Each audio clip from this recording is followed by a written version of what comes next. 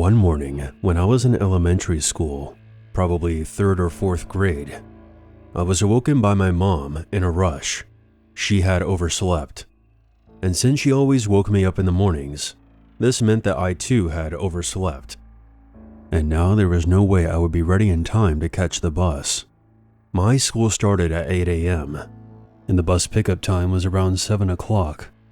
But it was already 6:40, and I was still in my pajamas, and I hadn't even had breakfast yet.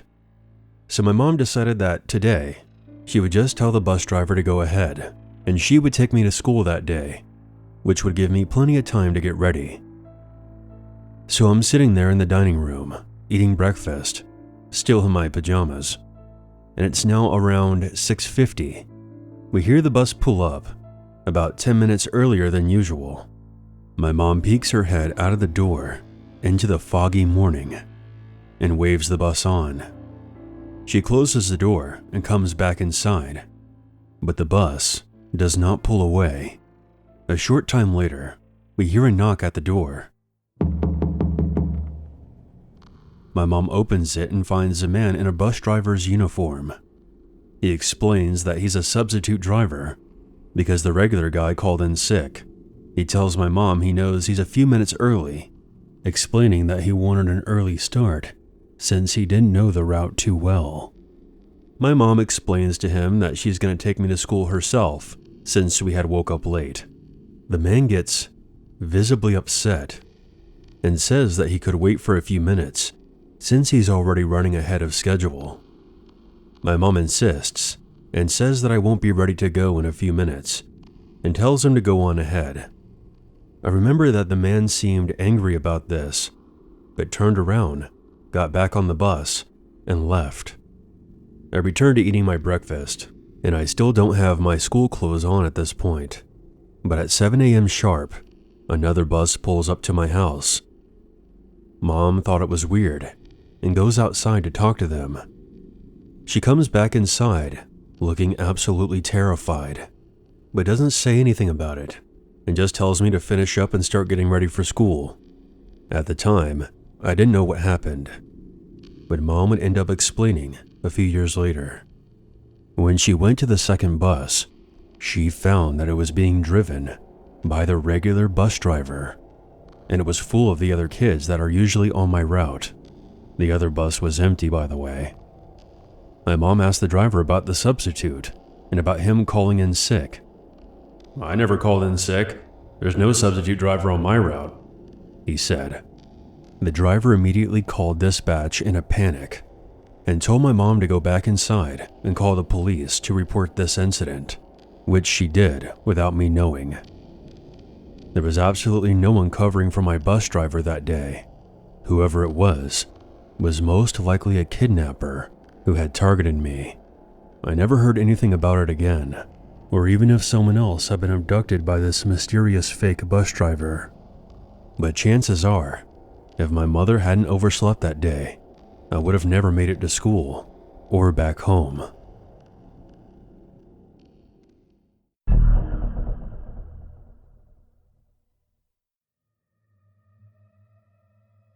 This happened in the 90s. When I was growing up, my mom was a horrible addict. She barely took care of me as a kid. At the time of this incident, I was around 6 or 7 years old, so my awareness and understanding of things may not totally make sense.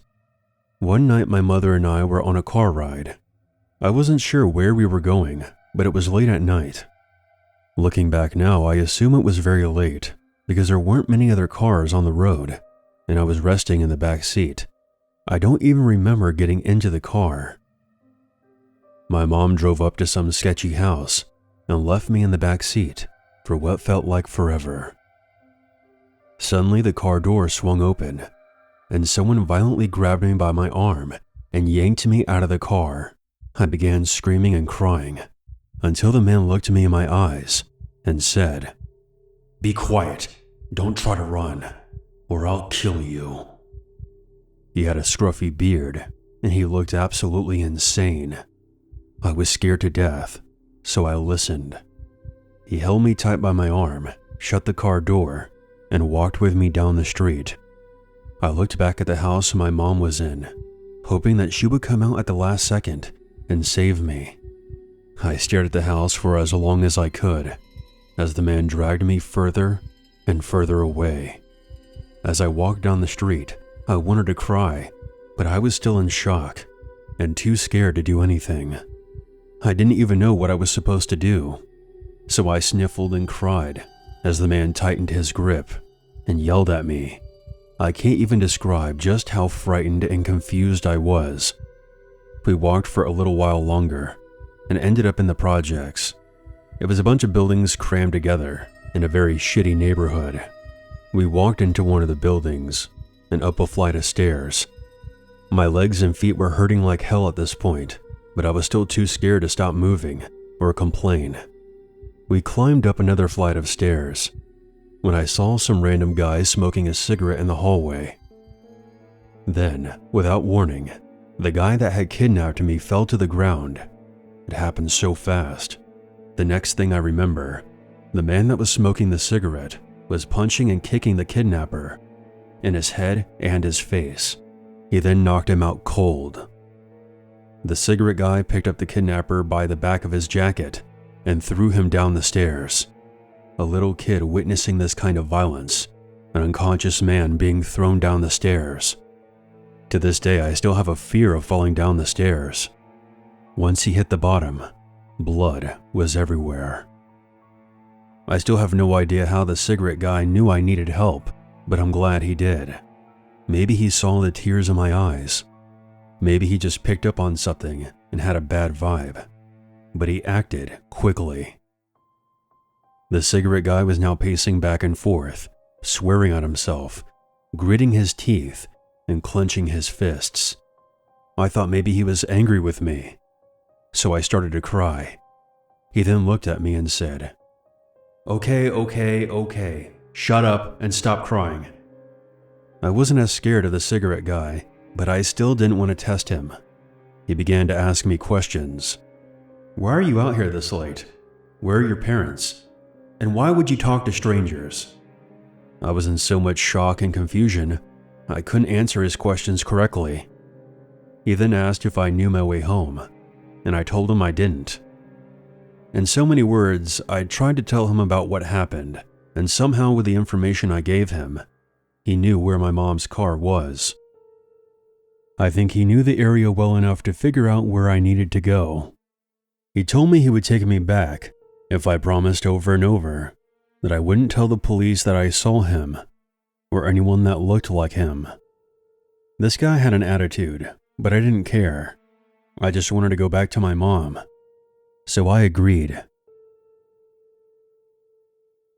I followed him down the stairs. The bearded man was still lying on the floor, not moving at all. For all I knew, he was dead. The cigarette guy stepped over him, and I followed.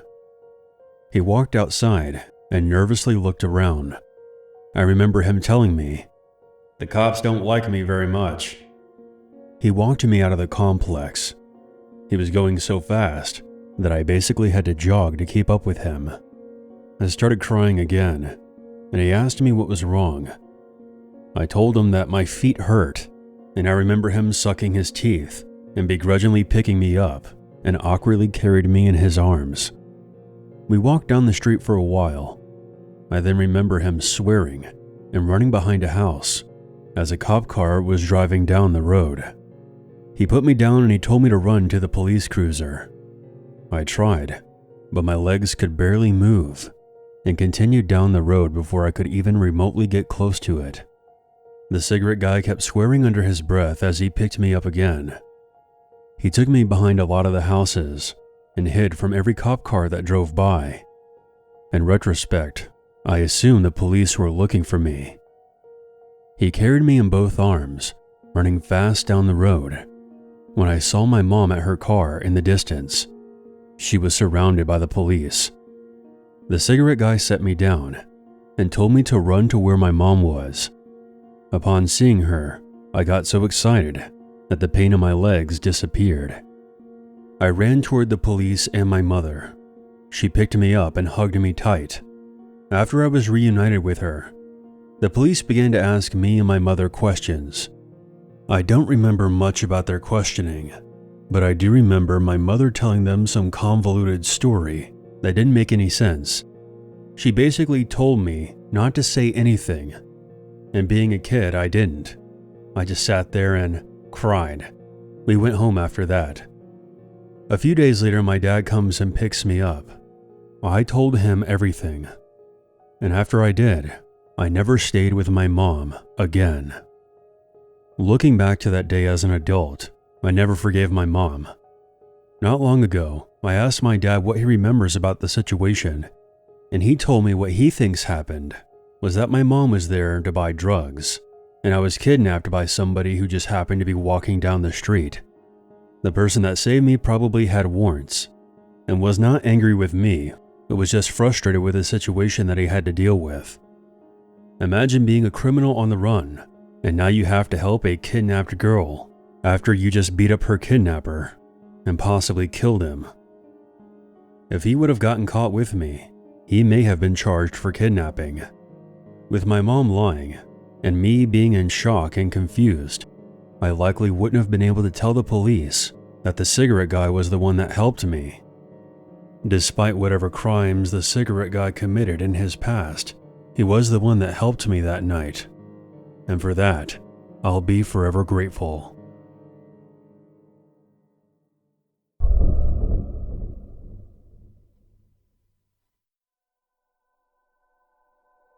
Up until I was in kindergarten, my mom used to put me in daycares or at neighbors' houses so that she and my father could go work. One summer, my mom asked this lady in our neighborhood to babysit me for the summer. I don't know what possessed my mom to choose this woman. Maybe it was out of desperation, maybe it was just pure stupidity. Perhaps a combination of both. But either way, my mother entrusted me with this woman for most of the day. This lady had no business being around children, let alone being responsible for one. I honestly believe that this woman was an alcoholic, mainly because she always looked sick and tired. Her eyes were always red, and her breath smelled like vomit every time she spoke.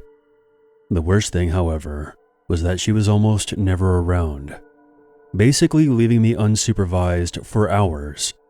She would only ever be around when my mom dropped me off or picked me up. Otherwise, she was locked up in her bedroom.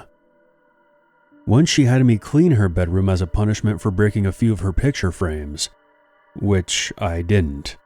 The moment I stepped inside, I saw several glass bottles strewn all over the floor.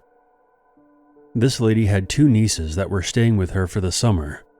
I don't remember their names, nor if they were sisters or cousins, but I do remember their ages. The younger niece was around 8 years old, and the older niece was 11. They were the most horrible children I have ever met. The younger one was a disgusting, rude brat, and the older one was a manipulative liar and a complete sadist. When I first met them, I was friendly toward them. At first, they were friendly back. But things soon began to change. The older niece began to bully me, and the younger one soon joined in. At first it was name-calling, then it was teasing, then it was stealing, then blaming things on me. In just 1 week, things had escalated to the point where both nieces began to physically abuse me. The younger one liked to dump dirt and food on my head and pull on my hair. She would also steal my lunches. There was this one time she even peed on the floor and then blamed it on me, and I was the one who got in trouble. The older niece liked to throw glass bottles at me. She once put broken glass in my cereal and almost tricked me into eating it. When I asked her why she did that, she said that she wanted to see what would happen if I ate it. She would also push me into walls and furniture and drag me around by my hair. I couldn't fight her off because she was much bigger than me. Plus, the younger niece would join in and beat up on me as well. Every day I came home with bruises, cuts, and stuff in my hair. My nights were spent trying to pick out stuff from my skin, bandaging my cuts, and washing out whatever stuff was thrown on my head that day. My parents never noticed, not even the bruises and cuts that were on my face and arms.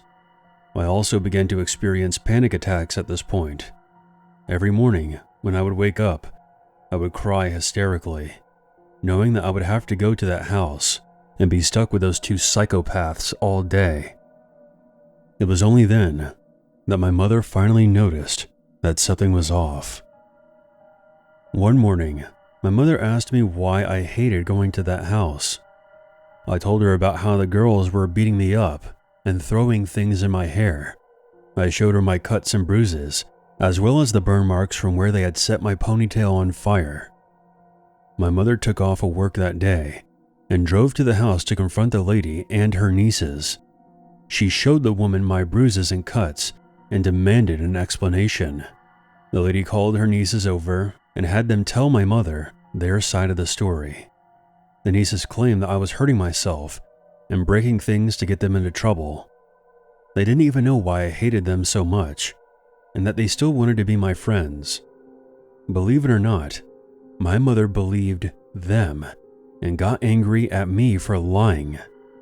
So she made me apologize to the nieces and the lady, then took me home and spanked me. From that day on, my mother just ignored whatever state I was in when she came to pick me up, no matter how badly bruised or cut up I was. All because she assumed that I was doing this for attention. So I continued to endure the endless abuse, and the nieces continued to get away with all of it. I wanted to leave in any way I could. I wanted my mom to believe me, but I knew I couldn't make her. The only thing I could do was nothing. So I began to zone out and basically became numb, eventually so numb that I practically felt nothing. By late summer, I had been subjected to this for 3 months. This was also around the time the lady set up a swimming pool. She decided to allow the 3 of us to use it, likely because she didn't want us to bother her anymore. So she asked my mom one morning if I could bring my bathing suit. My mom told the lady that I didn't know how to swim yet, so she wasn't sure if I should. The lady assured my mother that she would supervise me and make sure that I stayed in the shallow end. So the next day, my mom packed my bathing suit and brought me to the house. For once, I felt optimistic. The thought of swimming in a pool excited me, and I looked forward to it, even with the nieces there. When I got there, the lady told me to change into my suit and meet her and the nieces by the pool. When I got there, she laid out the rules before I went in. The lady told me to stay in the shallow end of the pool. She also told the girls that because I didn't know how to swim, I wasn't allowed near the deep end. She then went into the house to make a phone call, thus leaving me unattended. Once she was gone, the nieces walked to the deep end of the pool, but strangely, didn't jump in. Instead, they sat on the edge. I went to the shallow end and played by myself. Surprisingly, they left me alone for about 15 minutes. I was splashing in the water, blowing bubbles, and just having a good time. For the first time in weeks, I smiled and laughed. I was having so much fun that I forgot the nieces were still there. I then heard one of them calling out my name. The nieces decided to taunt me into going into the deep end. They kept saying that I was a big chicken for being afraid. I tried my best to ignore them and kept playing. But a few minutes later, I had enough, and I got out of the pool. I guess this didn't sit well with either of them, because as soon as I got out, the younger niece ran inside and locked me out. I ran to the glass door trying to get it open, while the younger niece stuck her tongue out at me from behind the glass. It was then that I felt 2 arms wrap around my head and shoulders. The older niece had come from behind and grabbed me. She started dragging me by the hair, away from the door, and toward the pool. The next thing I knew, I was tossed into the water. I panicked as soon as I realized that I was in the deep end. I tried desperately to stay above water, but I couldn't. The few times I did manage, I heard the girls laughing at me. The older niece then jumped in the pool, nearly landing on top of me. I felt her arms grab onto my head, pulling me down. I know this because my knees had scraped the bottom. I was flailing about, desperately trying to fight her off and get above the water. It wasn't until I felt my hand hit something that I was finally let go. By that point, we were both in the shallow end of the pool, so I managed to get my footing and my head above water. I surfaced to hear the sounds of the lady yelling and the older niece howling in pain. The lady charged into the water and yanked me. She pushed me into a chair and stared me down with her bloodshot eyes. "What the hell is wrong with you? I told your stupid ass not to go into that side of the pool. Now look what you've done." The lady then pointed at her older niece, who had blood running down her nose and was crying. Through coughs and tears, I tried telling her that the older niece had thrown me into the pool, but the lady wasn't having any of it. She demanded that I apologized for hitting her niece, but I refused and screamed, "No, I hate her." The lady soon got in my face and started yelling at me. She told me about how I was a stupid girl for not listening to the rules, and that had been nothing but trouble for both her and her nieces, and that my mother left me with her because she hated me. I screamed back at her, telling her that I wasn't stupid, and that her nieces were mean, that I hated being there so much, and I wish they would all die. The lady then flew into a rage and slapped me across the face. I was too shocked to even cry at that point. She then took the opportunity to tell me how wrong I was about her nieces, and what a horrible child I was. How dare I tattle on her nieces for my mistakes, trying to get them into trouble. How dare I not listen to her directions about the pool? How dare I attack her niece when she was trying to save me? How could I be so ungrateful when I owed my life to them, and that because of my behavior, I would never be welcomed at her house ever again? The lady then stormed into the house and called my mom to come pick me up. When my mom got there, she apologized to both the lady and her nieces, then took me home. She was absolutely pissed. As soon as we got back, she immediately yelled at me for making her get into trouble with her boss, for having to take off work to come get me, and told my dad what happened. My father came home fuming, telling me that I shouldn't have been a brat. I was then grounded for a month. I haven't been to that house since this incident. I drive past that house on my way to work, and every time I see it, I get sick to my stomach. I have never told my parents about what truly happened that day. They'll probably dismiss it as kids just being kids, or me just being a brat. I have had years to think about it, and this creepy feeling always pops into my mind. I can't help but think that the older niece's plans of throwing me into the pool were on a far more sinister level than just bullying. I honestly believe that the older niece was trying to kill me, and that the younger niece was acting as a lookout for her. When the plan went south, the younger niece went to go fetch the lady, just so that she could get me into trouble for being in the deep end and hitting the older niece. I'll probably never know if that was the case, though it makes me shudder to think about what kind of adults those two girls grew up to be. I don't consider myself to be a hateful person, but I sincerely hope that lady's liver has failed her, and that the two nieces are rotting away in a prison cell or locked up in a mental institution.